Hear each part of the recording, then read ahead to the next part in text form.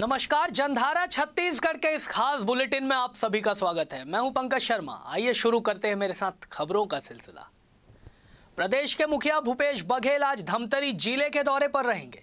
मुख्यमंत्री बघेल धमतरी जिले के कोटा भर्री में आयोजित परंपरागत वैद्य सम्मेलन में शामिल होने जा रहे हैं। मुख्यमंत्री भूपेश बघेल ने गणेश चतुर्थी के पावन पर्व के अवसर पर बीती शाम अपने निवास स्थित गणेश पंडाल में भगवान श्री गणेश की भव्य प्रतिमा की स्थापना की। उन्होंने भक्ति भाव से गणपति भगवान की पूजा अर्चना कर प्रदेश की जनता की सुख समृद्धि की मंगल कामना भी की। इसके साथ ही कल प्रदेश भर में गणेश चतुर्थी की धूम देखने को मिले। जगह जगह शहर के विभिन्न इलाकों में गणेश प्रतिमाओं की स्थापना की गई और विधि विधान से स्थापना पर्व संपन्न किया गया। मुख्यमंत्री भूपेश बघेल ने प्रदेश वासियों को और विशेष रूप से उत्कल समाज के लोगों को नुआखाई पर्व की बधाई और शुभकामनाएं दी हैं। मुख्यमंत्री बघेल ने अपने शुभकामना संदेश में कहा कि ऋषि पंचमी को नुआखाई का त्यौहार मनाया जाता है।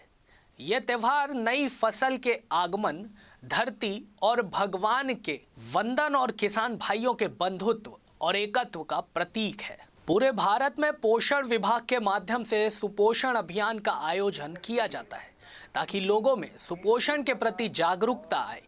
इसी के चलते आज राजधानी रायपुर के मरीन ड्राइव में साइकिल रैली का आयोजन महिला एवं बाल विकास और यूनिसेफ के द्वारा किया गया।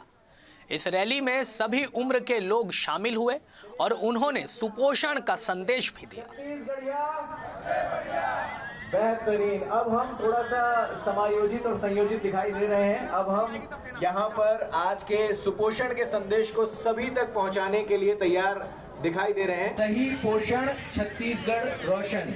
छत्तीसगढ़ की सबसे बड़ी चुनौती है कुपोषण, क्योंकि 70% बच्चों की मृत्यु का मूल कारण होता है कुपोषण, और कुपोषण के कारण शिक्षा का आउटकम में कम होता है और एक राज्य का जीडीपी में कम होता है। सो ये हम यूनिसेफ के मानना है कि छत्तीसगढ़ कुपोषण मुक्त और एनीमिया मुक्त बन सकता है, क्योंकि इस राज्य में बहुत सारे कार्यक्रम हैं। मुख्यमंत्री सुपोषण कार्यक्रम है, पोषण अभियान है, एनीमिया मुक्त कार्यक्रम है। सो ये कार्यक्रम का आज का उद्देश्य है कुपोषण के बारे में, पोषण के बारे में ज़्यादा जागरूकता बनाएं।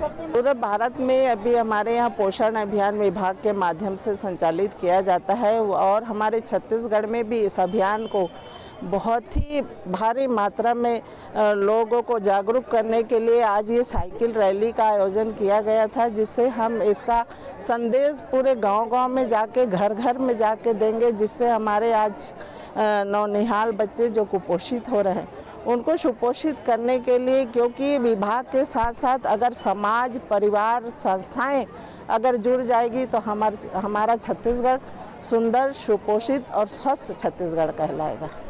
और छत्तीसगढ़ में धर्मांतरण का मुद्दा अब गर्म होता जा रहा है। आज भारतीय जनता पार्टी के तमाम नेता राजधानी की सड़कों पर शांति मार्च निकालेंगे। ये सभी राज्यपाल के पास जाकर प्रदेश में बढ़ते धर्मांतरण के मामलों की जानकारी देकर इसके पीछे काम कर रहे तत्वों के खिलाफ कड़ी कार्रवाई करने की मांग करेंगे। गौरतलब है कि इस शांति मार्च में वर्तमान व पूर्व सांसद, विधायक, प्रदेश पदाधिकारी और वरिष्ठ नेता भी शामिल होंगे। धर्मांतरण के मुद्दे को लेकर बीजेपी अब सरकार को घेरने जा रही है। सर कल आप लोग शांति मार्च निकालने वाले हैं, किस तरीके का पूरा कार्यक्रम रहेगा? देखो, इसको सरकार को घेरने से जोड़ना उचित नहीं है। जिस प्रकार से सरकार के आने के बाद में हिंदुत्व को कुचलने का काम, उनके धर्म को खंडित करने का काम, और आज सबसे बड़ी खतरा है तो हिंदू के ऊपर है। इसको लेकर के कल 3 बजे वहाँ से शांति मार्च गांधी आज़ाद चौक से निकालेंगे और महामहिम को इसमें ज्ञापन देंगे। तो निश्चित तौर पर उनका साफ तौर पर कहना है नीति पक्ष का कि जिस तरीके से प्रदेश में अराजकता की स्थिति है वो चिंताजनक है। कैमरा पर्सन टिकेश्वर साहू के साथ मैं कोमन साहू, वेब न्यूज़, रायपुर। इधर प्रदेश कांग्रेस कमेटी के अध्यक्ष मोहन मरकाम के नेतृत्व में बनी विधायक दल की टीम बस्तर और धमतरी के दौरे से रायपुर लौट आई है। इस टीम ने मुख्यमंत्री भूपेश बघेल को अपनी रिपोर्ट भी सौंप दी है। हमारे संवाददाता खोमन साहू ने कई विषयों पर पीसीसी चीफ मोहन मरकाम से खास बातचीत की। हमारे साथ बातचीत करने के लिए पीसीसी चीफ मोहन मरकाम मौजूद हैं। सर, आप लोगों ने बस्तर का दौरा किया, धमतरी का दौरा किया, किस तरीके का दौरा कार्यक्रम था आप लोगों का? छत्तीसगढ़ विधानसभा की सरकारी उपक्रम समिति की 3 दिवसीय बस्तर दौरा, धमतरी जिले का दौरा था। उसमें जो सरकारी उपक्रम है उनके कामकाज की समीक्षा होती है, उनका निरीक्षण करता है और जो सरकारी धन का, जो लोक धन का सदुपयोग हो रहा है कि नहीं, सही जगह खर्च हो रहा है कि नहीं, उन सब बातों को देखना रहता है और सरकार को रिपोर्ट देना होता है। उनके सरकारी उपक्रम समिति के सभापति आदरणीय वरिष्ठ विधायक पूर्व मंत्री आदरणीय सत्यनारायण शर्मा जी के नेतृत्व में हमने दौरा किया था और Nagarnar steel plant, Bacheli, Kirandul NMDC के खदानों के प्रबंधन के साथ, अधिकारियों के साथ हमने समीक्षा की। गंगरेल बांध भी गए थे और वहाँ किसानों के लिए पानी कितना है उसकी भी हमने अधिकारियों के साथ बैठ के समीक्षा की है। तो वहाँ के अधिकारियों ने बताया कि अभी जो 20% पानी है उसमें 2 सप्ताह तक हम किसानों को पानी दे सकते हैं, वहाँ के अधिकारियों ने बताया। तो हम किसानों के हित में, आम जनता के हित में दौरा का कार्यक्रम था। तो ये थे मोहन मरकाम, जिनका साफ तौर पर कहना है कि जिस तरीके से किसानों का धमतरी में धरना प्रदर्शन होगा उसका पूरी तरीके से कांग्रेस पार्टी समर्थन करेगी। कैमरा पर्सन मनीष मिश्रा के साथ मैं खोमन साहू, वीआईपी न्यूज़, रायपुर। और अभी वक्त है एक छोटे से ब्रेक का।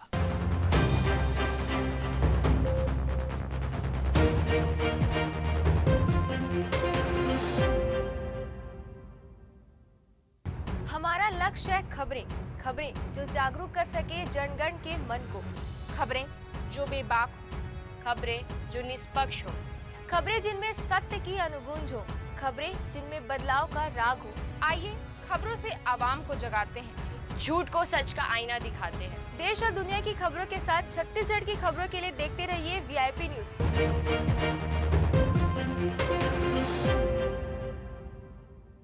के बाद एक बार फिर आप सभी का स्वागत है। आइए देखते हैं कार्यक्रम सुभाष की बात। जब भी देश दुनिया में छत्तीसगढ़ का नाम आता है तो पिछले 3 दशक से हम देखते हैं कि उसके साथ माओवाद का नाम आता है, नक्सल का नाम आता है।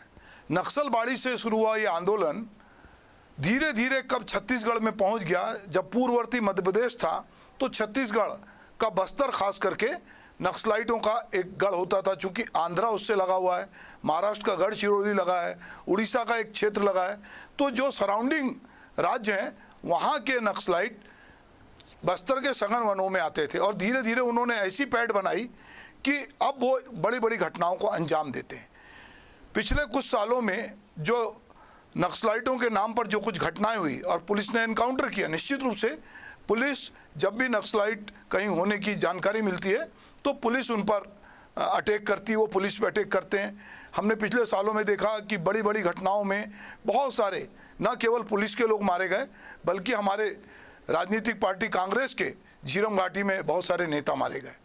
पर जब ये बड़ी वारदात होती है तो उसके बाद कई बार ये अनुगूंज भी होती है कि मासूम लोगों को भी नक्सलाइट के नाम पर मार दिया जाता है।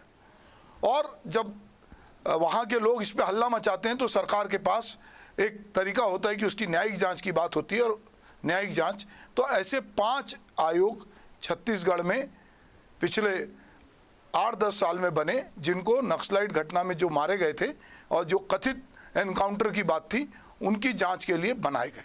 अभी हाल ही में जब कैबिनेट की बैठक हुई तो उसमें वीके अग्रवाल जो रिटायर्ड जस्टिस हैं उनकी अध्यक्षता में जो आयोग बना था, बस्तर के बीजापुर जिले के एडसमेटा में जो 8 लोग मासूम लोग मारे गए थे, उसके लिए जो न्यायिक जांच आयोग VK Agarwal justice, retired justice की अध्यक्षता में बना था, उनने अपनी रिपोर्ट सौंप दी है और वो रिपोर्ट कैबिनेट के सामने आई। उस रिपोर्ट में से जो चीज़ें बाहर आ रही हैं, जो उन्होंने कहा है कि हो सकता है कि डर के मारे सुरक्षा बलों ने फायरिंग शुरू कर दी हो। घटना को 3 बार गलती से बताया गया है। जस्टिस अग्रवाल ने रिपोर्ट में ये कहा है कि आदिवासियों पर 44 गोलियां चलाई गई, जिसमें से 18 गोलियां जो हैं सीआरपीएफ की कोबरा यूनिट के केवल 1 कांस्टेबल ने चलाई। इस मुठभेड़ में 8 लोगों की मौत हुई, जिसमें 4 नाबालिग बच्चे थे। चूँकि न्यायिक जांच रिपोर्ट कैबिनेट को सौंपी गई है और इस मारे गए लोगों में कोई भी माओवादी नहीं था, ये सभी निहत्थे आदिवासी थे। राजेश जोशी की एक कविता है कि जो निरपराध होंगे, निहत्थे होंगे, मारे जाएंगे। इस समय सबसे बड़ा अपराध है निरपराध होना, जो निरपराध होंगे मारे जाएंगे। 17-18 मई 2013 की जो ये घटना है जिसमें मासूम आदिवासी मारे गए, जिसमें नाबालिग बच्चे मारे गए, कहा जाता है कि इसमें से 25 से 30 लोग बीज पंडम त्यौहार मनाने के लिए इकट्ठा हुए थे। वहाँ पे अचानक से सुरक्षा बल की टुकड़ी आ गई और दोनों तरफ से जो कुछ बातचीत हुई उन्होंने कहा जवाबी कार्रवाई में हमने मारा। दरअसल दिक्कत ये है कि एक तरफ नक्सलाइट हैं, दूसरी तरफ आदिवासी लोग हैं जो बीच में, और एक तरफ पुलिस है। ये तीन के चक्कर में कभी पुलिस के साथ अगर आदिवासी खड़ा है तो वो नक्सलाइट का शिकार हो जाता है, कभी नक्सलाइट के साथ मजबूरी में आदिवासी खड़ा है तो पुलिस का शिकार हो जाता है। अंततः जो मरण है, जिसको बोलते हैं हम पूरे हमारे डेमोक्रेसी में कि एक आम आदमी जो एक गरीब आदमी है, कहीं पर भी चाहे सांप्रदायिक दंगे हों उसमें कोई संपन्न व्यक्ति नहीं मरता उसमें गरीब आदमी है। इसी तरह अगर हम नक्सलाइट घटनाओं को देखें तो जितने लोग अभी इन घटनाओं में मारे गए हैं, अगर जो पुलिस के लोग भी मारे गए वो बेचारे नौकरी के लिए आए थे और सुरक्षा के नाम पर थे वहाँ, वो धोखे से मारे गए, उन्हें नक्सलाइट ने मारा।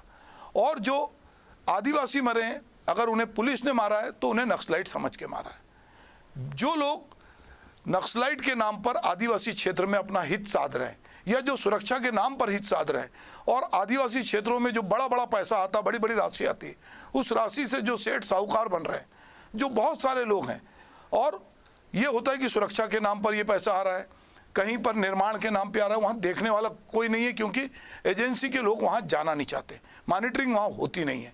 तो चाहे नक्सलाइट माओवादी हों वो भी लेवी वसूलते हैं, जो पुलिस के लोग हैं, पुलिस बल है, वो भी वहाँ अत्याचार करती है। अंततः इसमें मरण जो होता है वो गरीब आदिवासी का होता है। प्रकृति ने उसको ऐसे ही मार रखा है। वो ग्रामीण अंचल में वहाँ बुनियादी सुविधाएं नहीं हैं, और पिछले कई सालों से जो बस्तर खास करके, वैसे तो छत्तीसगढ़ के 18 जिले नक्सल से प्रभावित हैं, पर सर्वाधिक अगर प्रभावित कोई है तो वो बस्तर का पूरा इलाका है। बस्तर को प्रशासनिक दृष्टि से अलग अलग जिलों में 7 अलग अलग जिलों में बांट दिया गया है। इसके बावजूद बस्तर में नक्सलाइट समस्या प्रमुख है, और जब भी इस तरह की कोई घटना होती है तो निश्चित रूप से ये बात आती है कि नक्सलाइट के नाम पे चाहे सरेंडर करने की बात हो, चाहे उसके साथ मुठभेड़ की बात हो, तो कई बार ये बात उठती है कि ये असली है नकली है। कहीं ना कहीं ये पुलिस के प्रमोशन से भी जुड़ा है, सुरक्षा बलों के गुस्से से भी जुड़ा है, क्योंकि वो उनके बीच में जंगलों में रहते हैं, अपने परिवार को छोड़ के रहते हैं। कई बार तो आपस में सुरक्षा बल भी लड़ गए, इस तरह की घटनाएं भी देखने में आई हैं। बहरहाल 6 महीने के लिए जो आयोग बनते हैं वो 10-10 बार उनको फिर से रिन्यू किया जाता है ताकि वो अपनी रिपोर्ट दें। अभी 3 आयोग, जिसमें चाहे प्रशांत मिश्रा जस्टिस उनकी अध्यक्षता वाला आयोग रहा हो, टीपी शर्मा साहब का आयोग रहा हो, या वीके अग्रवाल साहब का, ये जितने आयोग बने हैं जब ये रिपोर्ट देते हैं तो इन रिपोर्टों पर यदि कार्रवाई हो आयोग की और वो समय सीमा में हो। अब 2013 की घटना को अगर हम 2021 में कैबिनेट को मिल रही है तो इस बीच में टेक्नोलॉजी बदल गई है, कितनी तो मुठभेड़ें हो गई हैं, कितने पुलिस के अफसर बदल गए हैं, नक्सलाइट, इस बीच में बहुत सारे नक्सलाइट नेता पकड़े गए हैं। तो ये भी सवाल है कि क्या 6 महीने की रिपोर्ट 6 महीने में आ जाना चाहिए, चाहे जैसे आए, या अगर रिपोर्ट लेट हो रही तो, अभी तो कोरोना काल था तो 2 साल से ये भी कहा जा सकता है कि ये कोरोना काल के समय हुआ है। अक्सर ये कहा जाता है कि जब ये फायरिंग की जब रिपोर्ट आती है इस तरह की कि गलत धारणा और डर की प्रतिक्रिया की वजह से ऐसा हुआ, सुरक्षा, जबकि जस्टिस ये कह रहे हैं कि सुरक्षा बलों के पास पर्याप्त उपकरण होते हैं, खुफिया जानकारी होती है, वो चाहें तो घटना को टाल सकते थे, चाहते तो गोली नहीं चलती। पर दूसरी तरफ से यदि हम पुलिस बल की तरफ से बात करें तो उनको लगता है कि यहाँ पता नहीं कदम कदम पे कहाँ पे लैंड माइन लगी है, कहाँ पर हमको कोई उड़ा दे, तो एक भय का वातावरण है, एक असुरक्षा का वातावरण है। पूर्व मुख्यमंत्री अजीत जोगी इसको सामाजिक आर्थिक समस्या कहते थे। उनका मानना था कि ये गोलीबारी से, हथियारों से नहीं निपटा जा सकता, ये सामाजिक आर्थिक समस्या है।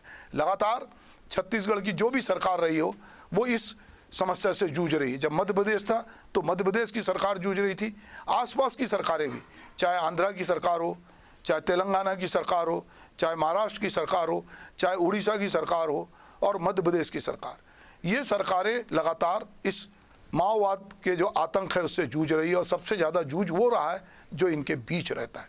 सवाल ये है कि ये देश की एक ऐसी समस्या है जिस पर सबको गंभीरता से विचार करने की ज़रूरत है, एक साथ पहल करने की ज़रूरत है, वरना न्यायिक आयोग बनेंगे, 8-8, 9-9 साल में उनकी रिपोर्ट आएगी और उस रिपोर्ट की प्रासंगिकता क्या होगी, किस पे कार्रवाई होगी, क्योंकि जो लोग थे वो कहाँ चले गए, कितने प्रमोशन हो गए, कितने आदिवासी परिवार उजड़ गए, कितने नाबालिग मर गए, तो ये कौन तय करेगा कि कौन निरपराध था और कौन अपराधी। और छत्तीसगढ़ की कांग्रेस सरकार ने फिल्म नीति की घोषणा कर दी है। इस फैसले का संस्कृति प्रकोष्ठ के प्रदेश अध्यक्ष दिलीप षडंगी ने स्वागत भी किया है।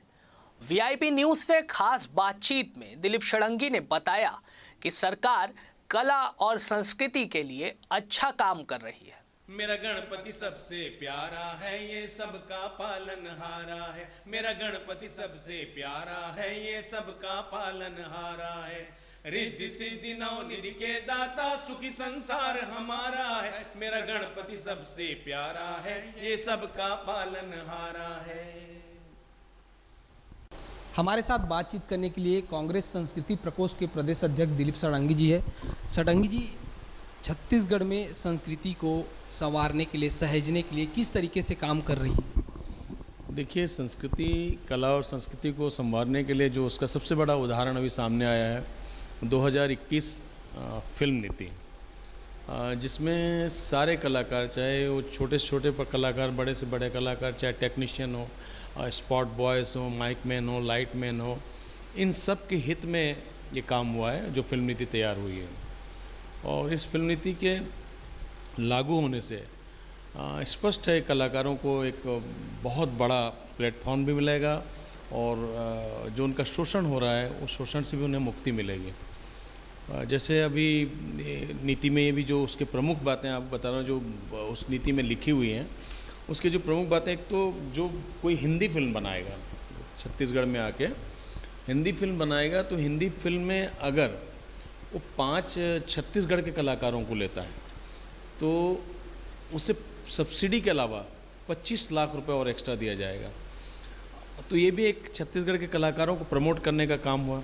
फिर नेशनल स्कूल ऑफ ड्रामा या नेशनल स्कूल ऑफ कलकत्ता या पुणे या और भी जहाँ जो हमारे उस नॉर्म में लिखा हुआ है, उसमें अगर कोई सिलेक्ट होता है कोई छात्र हमारे छत्तीसगढ़ से, तो उसको छात्रवृत्ति का प्रावधान है। तो ये थे संस्कृति प्रकोष्ठ के अध्यक्ष हैं दिलीप षडंगी जी। इनका साफ तौर पर कहना है कि आने वाले दिनों में जो कलाकार है उनको आर्थिक स्थिति के साथ साथ तमाम चीज़ों में मदद की जाएगी और एक बेहतर जो है प्लेटफॉर्म दिया जाएगा। कैमरा पर्सन मनीष मिश्रा के साथ खोमन साहू, वीआईपी न्यूज़, रायपुर। आइए अब रानी के साथ देखते हैं छत्तीसगढ़ की 36 खबरें। छत्तीसगढ़ में कांग्रेस को जोर का झटका लगने वाला है। तिल्दा जनपद पंचायत के 2 बार अध्यक्ष, 2 बार उपाध्यक्ष रह चुके वेदराम मनहरे भारतीय जनता पार्टी में शामिल होने वाले हैं। उन्हें भाजपा के राष्ट्रीय अध्यक्ष जगत प्रकाश नड्डा 10 अन्य नेताओं के साथ बीजेपी में प्रवेश कराएंगे। दंतेवाड़ा जिले के झिरका की पहाड़ी पर लगभग 11वीं शताब्दी की गणेश जी की लगभग 3 से 4 फीट ऊंची प्रतिमा स्थापित है। यह ढोलकल की पहाड़ी पर विराजे गणपति की प्रतिमा की तरह ही है। प्राचीन काल में इस प्रतिमा को यहाँ किसने स्थापित किया और इसके पीछे की पूरी कहानी क्या है, फिलहाल यह जानकारी अब तक किसी के पास नहीं है। हालांकि इलाके के लोगों की बड़ी मान्यता इससे जुड़ी हुई है। ग्रामीण मानते हैं कि सदियों पहले पूर्वजों के समय स्थापित किए गणेश भगवान हमारी रक्षा करते हैं। रायपुर के टिकरापारा थाना इलाके में चाकूबाजी की घटना सामने आई है। इसमें हमलावर ने नाबालिग बच्ची को अपना शिकार बनाया है। पूरी कहानी एक तरफा प्यार से जुड़ी हुई है।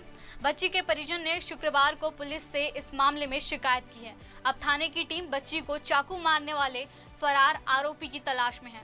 टिकरापारा थाने के टीआई संजीव मिश्रा ने बताया है, आरोपी के खिलाफ आईपीसी की धारा 324 के तहत केस दर्ज किया गया है। हाईकोर्ट ने एक याचिका पर सुनवाई करते हुए शिक्षक पद की आगामी भर्ती प्रक्रिया पर रोक लगा दी है। इसके साथ ही राज्य शासन से जवाब तलब भी किया है। व्यापम ने लोक शिक्षण संचालनालय के जरिए 2019 में शिक्षक भर्ती का विज्ञापन जारी किया था। इसके अनुसार राज्य भर में 2896 पदों पर शिक्षकों की भर्ती किया जाना था। कोर्ट इस मामले में अब 2 हफ्ते बाद सुनवाई करेगी।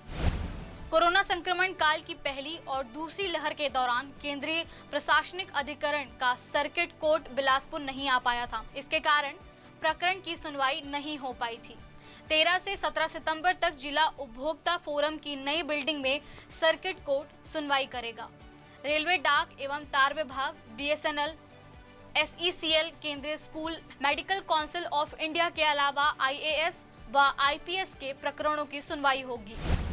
छत्तीसगढ़ लोक सेवा आयोग द्वारा आयोजित सिविल जज भर्ती में समान अंक पाने पर कम उम्र के उम्मीदवार को नियुक्ति देने के खिलाफ हाईकोर्ट ने याचिका दायर की है। इस मामले की सुनवाई करते हुए हाईकोर्ट ने राज्य शासन व आयोग को नोटिस जारी कर जवाब मांगा है। साथ ही आगामी आदेश तक समान अंक पाने वाले कम उम्र के अभ्यर्थी को नियुक्ति देने पर रोक लगा दी है। रायपुर के अमलीडीह इलाके में रहने वाली कुछ महिलाओं को एक फाइनेंस एजेंट ने चूना लगा दिया है। अपनी मीठी बातों में फंसाकर महिलाओं को लाखों रुपए लोन दिलाने का सपना दिखाया, दस्तावेज हड़पे और उसके बाद महिलाओं के नाम पर 3 स्कूटर फाइनेंस कराए और फरार हो गया। ठग एजेंट के पास स्कूटर्स हैं, महिलाओं के पास किश्त जमा करने के लिए फोन आ रहे हैं। पीड़ित महिलाओं ने इस पूरे मामले की शिकायत राजेंद्र नगर थाने में की है। रायपुर शहर में फैले डेंगू के प्रकोप पर काबू पाने रोज की तरह नगर निगम के 2 वार्डों में स्वास्थ्य विभाग की टीम ने विशेष साफ सफाई के साथ जनजागरण अभियान चलाया है। स्वास्थ्य विभाग अध्यक्ष नागभूषण राव, प्रतिदिन निगम स्वास्थ्य अधिकारी विजय पांडे, सहायक स्वास्थ्य अधिकारी डॉक्टर तृप्ति पाणिग्रही और वार्ड पार्षदों के साथ वार्डों में चल रहे सफाई अभियान का निरीक्षण कर दिशा निर्देश दे रहे हैं। मुख्यमंत्री भूपेश बघेल की उपस्थिति में कोदो, कुटकी एवं रागी की उत्पादकता बढ़ाने के लिए Indian institute of millet research Hyderabad और 14 जिलों के साथ MOU पर हस्ताक्षर किए गए हैं। IIMR मिलेट उत्पादन बढ़ाने के लिए छत्तीसगढ़ के किसानों को तकनीकी जिम्मेदारी देगा। इसके साथ ही उच्च क्वालिटी के बीज सीड बैंकों की स्थापना में मदद और प्रशिक्षण में मदद की जाएगी। राजधानी की महिलाएं इन दिनों बहुत खुश हैं। कारण यह है कि जो छत्तीसगढ़ी पर्व तीजापुरा को सादगी से घर घर में मनाकर वे खुशियां मनाती थी, वह अब मुख्यमंत्री निवास में भव्य रूप से मनाया जाने लगा है। कांग्रेस नेत्रियों के अलावा आम महिलाओं के भी इसमें शामिल होने पर कोई पाबंदी नहीं थी। पूरा मुख्यमंत्री निवास परिसर ग्रामीण संस्कृति की झलक पेश कर रहा है। रायपुर के खमारडी तालाब में युवक ने कूदकर खुदकुशी कर ली। युवक की पहचान शंकर नगर निवासी पिंटू मखीजा के रूप में हुई है। बताया जा रहा है कि वह कल रात से घर से गायब था। मौके पर पहुंची पुलिस को वहां से एक सुसाइड नोट मिला है। उसमें सिविल लाइन थाने के 2 पुलिसकर्मियों द्वारा युवक को प्रताड़ित करने का आरोप लगाया गया है। स्वास्थ्य मंत्री TS सिंहदेव गुरुवार को डॉक्टर भीमराव अंबेडकर अस्पताल का निरीक्षण किया। उन्होंने नवनिर्मित विकास कार्यों को देखा। इस दौरान नए निर्मित हुए सोनोग्राफी कक्ष, कंसल्टेशन कक्ष, गायनेकोलॉजिस्ट कक्ष, डॉक्टर चेकिंग रूम, ऑपरेशन कक्ष, डेमोन्स्ट्रेशन कक्ष, रिकवरी ऑब्जर्वेशन रूम और भंडारण कक्ष समेत ऑक्सीजन व्यवस्था को देखा। उन्होंने व्यवस्था को दुरुस्त करने के निर्देश भी दिए। गुरुवार 9 सितंबर को रायपुर के नवनियुक्त नगर पुलिस अधीक्षक प्रशांत अग्रवाल से छत्तीसगढ़ सराफा एसोसिएशन के अध्यक्ष श्री अनिल बरड़िया के नेतृत्व में एक प्रतिनिधि मंडल ने सौजन्य मुलाकात की। राजधानी रायपुर के नव प्रभार हेतु बधाई के साथ कार्य में सफलता हेतु शुभकामनाएं भी दी। Aakarshi Kashyap Indian number 1 world ranking में टॉप 100 के अंदर जगह बनाई है। वहीं सीनियर में 2 साल से लगातार पहले स्थान पर बनी हुई है। डेनमार्क बैडमिंटन इंटरनेशनल में सेमीफाइनल व मैक्सिको में क्वार्टर तक के अच्छे प्रदर्शन से आकर्षी का वर्ल्ड रैंक 94वें स्थान पर है। आकर्षी अंडर 15, 17 और 19 की नेशनल चैंपियन बनी और सीनियर नेशनल ब्रॉन्ज मेडलिस्ट हैं। बस्तर में 3 दिनों तक चले भाजपा के चिंतन शिविर में आगामी 2 साल की रणनीति तैयार की गई। 4 राष्ट्रीय पदाधिकारियों समेत प्रदेश के चुनिंदा 60 नेताओं ने सरकार को घेरने की जो कार्य योजना बनाई है उसे अमल में लाने के लिए प्रदेश अध्यक्ष विष्णुदेव साय ने शुक्रवार को प्रदेश के सभी पदाधिकारियों की बैठक बुलाई, जिसमें सेवा और समर्पण अभियान की तैयारियों पर चर्चा हो रही है। यातायात व्यवस्था दुरुस्त करने के लिए महामाया चौक के पास बनाया गया डिवाइडर निजी अस्पताल प्रबंधन को इतना नागवार गुजरा कि उसने बिना अनुमति के ही डिवाइडर को तुड़वा दिया। दरअसल डिवाइडर के कारण अस्पताल आने जाने में लोगों को बड़ी मुसीबतों का सामना करना पड़ रहा था, जिससे सीधा रास्ता नहीं मिल पा रहा था। हैरान करने वाली बात यह है कि हॉस्पिटल प्रबंधन की हरकत का पीडब्ल्यूडी विभाग को पता तक नहीं चला, लेकिन अब मामले की जानकारी होने के बाद अधिकारी अस्पताल प्रबंधन के खिलाफ एफआईआर दर्ज कराने की बात कह रहे हैं। छत्तीसगढ़ के अंबिकापुर में बुधवार देर रात एक ही परिवार के 3 सदस्यों की हत्या करने के आरोप में पुलिस ने पड़ोसी को गिरफ्तार कर लिया है। पकड़ा गया आरोपी 3 बच्चों का बाप है। वह महिला से प्रेम संबंध बनाना चाहता था, लेकिन उसने इनकार कर दिया। इस पर आरोपी ने घर में घुसकर चाकू से महिला का गला रेत दिया। इस दौरान महिला के 10 साल के बच्चे और ससुर ने बीच बचाव किया तो उन दोनों की भी निर्ममता से हत्या कर दी। पंजाब पुलिस और बीएसएफ ने भारत पाकिस्तान बॉर्डर के पास से कवर्धा के एक युवक को पकड़ा है। पकड़े गए युवक का नाम रामलाल बैगा है, जो कुकदुर के कांदावानी पंचायत के आश्रित गांव चिरपाली का रहने वाला है। रामपाल करीब 4 साल पहले से घर से लापता हो गया था। उसकी मानसिक स्थिति ठीक नहीं है। पुलिसकर्मी जब रामलाल के गांव पहुंचे तो हर कोई हैरान रह गया। यह पता चला कि घर वालों ने रामलाल को मरा समझकर उसका दसगात्र कर दिया था। मुख्यमंत्री भूपेश बघेल की अध्यक्षता में आयोजित कैबिनेट की बैठक में नगरीय निकायों में महिलाओं के लिए 50% आरक्षण पर सहमति बन गई है। सरकार के प्रवक्ता और मंत्री मोहम्मद अकबर ने बताया कि केंद्र सरकार ने राज्यों से अभिमत मांगा था, जिस पर कैबिनेट की बैठक में मुहर लगा दी गई है। छत्तीसगढ़ में पढ़ना लिखना अभियान के तहत महीने के आखिरी सप्ताह में 2.5 लाख निरीक्षर महापरीक्षा देंगे। मुख्यमंत्री भूपेश बघेल ने अंतर्राष्ट्रीय साक्षरता दिवस पर राज्य स्तरीय वेबिनार में कहा कि वास्तव में अक्षर ज्ञान वह पहला द्वार है जहां से भविष्य के अनंत रास्ते खुलते हैं। साक्षरता से शिक्षा और शिक्षा से विकास का सीधा संबंध है। फसलों के समर्थन मूल्य वृद्धि को लेकर कांग्रेस ने केंद्र सरकार पर निशाना साधा है। कांग्रेस संचार विभाग के अध्यक्ष शैलेश नितिन त्रिवेदी ने कहा है कि मोदी सरकार में डीजल महंगा, खाद महंगी, कीटनाशक महंगे, जीवन उपयोगी वस्तुएं महंगी, सब कुछ महंगा हो रहा है। लेकिन किसान की फसल की एमसीपी में बेहद कम वृद्धि की है, जिसके लिए किसान विरोधी मोदी सरकार जिम्मेदार है। शहर के मुक्तिधामों में हर समय असामाजिक तत्वों का जमावड़ा रहता है। वे विभिन्न प्रकार के असामाजिक घटना को अंजाम देने के साथ ही कई बार अंतिम संस्कार के लिए पहुंचे मरीजों को परेशान करने से बाज नहीं आते हैं। अब ऐसे लोगों को मुक्तिधाम से दूर रखने के लिए हर समय चौकीदार रखने का निर्णय लिया गया है। केमिकल से भरा एक तेज रफ्तार ट्रक अनियंत्रित होकर नाले में जा गिरा। पानी भरा होने के कारण चालक निकल नहीं पाया और दम घुटने से उसकी मौत हो गई। पुलिस ने क्रेन के जरिए वाहन को बाहर निकाला। घटना को लेकर फिलहाल पुलिस जांच कर रही है। छत्तीसगढ़ के मुख्यमंत्री भूपेश बघेल के पिता नंद कुमार को जमानत मिल गई है। शुक्रवार को रायपुर के जिला न्यायालय में उनकी जमानत याचिका पर सुनवाई हुई। उनके वकील गजेंद्र सोनकर ने बताया कि कोर्ट ने उन्हें जमानत देने का फैसला लिया है। राज्य की ए ग्रेड की यूनिवर्सिटी में शुमार रविशंकर विश्वविद्यालय नेशनल रैंकिंग में पिछड़ गया है।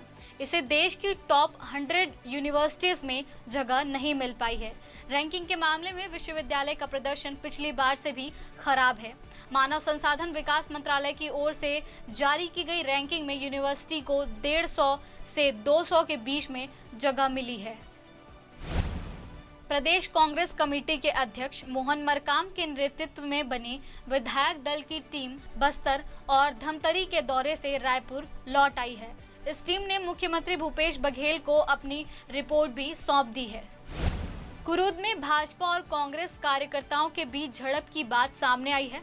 जानकारी के मुताबिक युवा कांग्रेस के कार्यकर्ता भाजपा प्रदेश प्रभारी डी पुरंदेश्वरी के कथित थूक वाले बयान के विरोध में विधायक अजय चंद्राकर को थूकदान भेंट करने गए थे। इसी दौरान इनके बीच मारपीट भी हुई। इस घटना को लेकर पूर्व मुख्यमंत्री और भाजपा के राष्ट्रीय उपाध्यक्ष डॉक्टर रमन सिंह का बयान सामने आया है। पूर्व मुख्यमंत्री डॉक्टर रमन सिंह और नेता प्रतिपक्ष धर्मलाल कौशिक ने अपने दिल्ली प्रवास के दौरान केंद्रीय मंत्रियों से मुलाकात कर छत्तीसगढ़ में प्रस्तावित विकास कार्यों को गति देने का आग्रह किया। दिल्ली दौरे के दौरान दोनों नेताओं ने केंद्रीय मंत्री अश्वनी वैष्णव, धर्मेंद्र प्रधान, भूपेंद्र यादव, जय कृष्ण रेड्डी सहित कई अन्य केंद्रीय मंत्रियों और भाजपा के केंद्रीय पदाधिकारियों से मुलाकात की। प्रसिद्ध रहस्य कथा लेखक सुरेंद्र मोहन पाठक के उपन्यास निम्फोमैनियाक के नए संस्करण का अनावरण ऑनलाइन संपन्न हुआ। रायपुर के एक निजी होटल में अनावरण कार्यक्रम का आयोजन किया गया। साक्षरता मिशन में प्रेरक के पद पर काम कर रहे गरियाबंद के कर्मियों ने अंतर्राष्ट्रीय साक्षरता दिवस को काला दिवस के रूप में मनाया। इन्होंने अपनी लंबित मांगों को लेकर धरना प्रदर्शन किया और स्थानीय प्रशासन को प्रधानमंत्री के नाम ज्ञापन सौंपा। इस बुलेटिन में फिलहाल इतना ही। मुझे दीजिए इजाजत। शाम 5:30 बजे फिर होगी मुलाकात। तब तक के लिए नमस्कार।